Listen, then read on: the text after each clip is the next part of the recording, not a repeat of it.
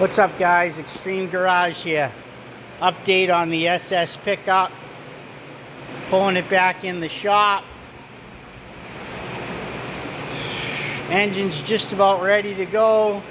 Got the distributor in, wires on. I gotta finish wrapping this header. Oil pressure switch.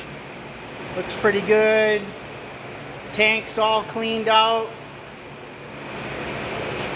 Little bit of paint on it. It was in pretty good shape. New fuel pump. We'll put new clamps and stuff. And then we just got to work the engine compartment a little nicer. Pretty much going for a stock look here. So, putting a little paint on the frame.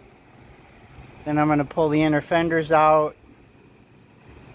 Give them a nice dust and flat black. Same thing with the radiator support panel. But coming along. Working on getting it in the garage now.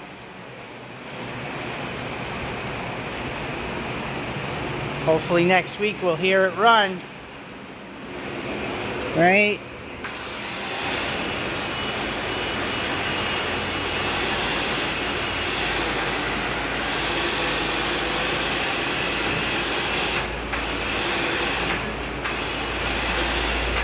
Best thing we ever put in the shop was this winch.